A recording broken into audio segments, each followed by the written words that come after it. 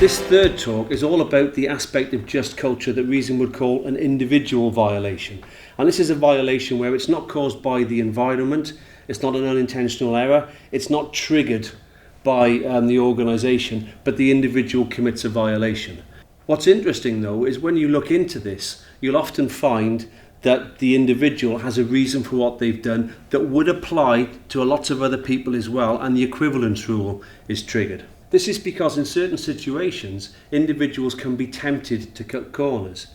Now, Oscar Wilde used to say that he could resist everything except temptation. More modern comedian Stephen Fry says, what I do with temptation is I yield to it straight away, it saves on the faffing around. Aristotle used to joke that humour is merely common sense speeded up. So if you find Stephen Fry amusing, you're understanding what he's getting at there. When we do live presentations and workshops, we often read out a list of bad behaviour at this point. Speeding in cars, poor sexual behaviour, drinking too much, smoking, taking drugs, breaking New Year's resolutions that you genuinely mean. And the trick we do is to get everybody to stand up and then sit down if they're guilty of any of them. And of course everybody always sits down. One or two will be innocent of everything but sit down just to stay with the group.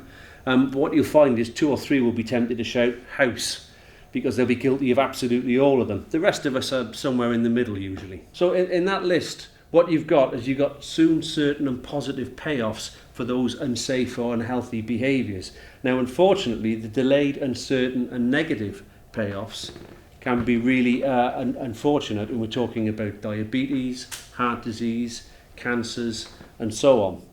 But what we do is we tend to respond to the soon, certain and positives.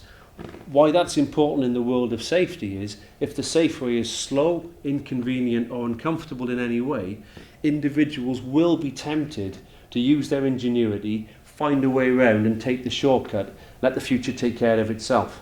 Unfortunately, in doing that, of course, unsafe behaviours and unhealthy behaviours mount up, and sooner or later somebody gets hurt or somebody gets ill.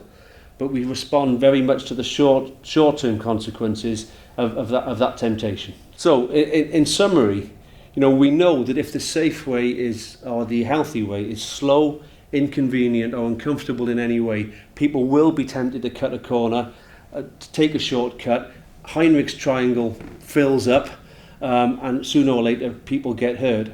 So we're often asked for magic bullets on our travels, and really the closest thing that we do have to a magic bullet is the anything slow, uncomfortable or inconvenient about doing this job safely question. The answer to that will nearly always be yes. So an even better question perhaps is what is slow, inconvenient or uncomfortable about doing this job safely? 9 times out of 10 you'll get something constructive and useful from that conversation.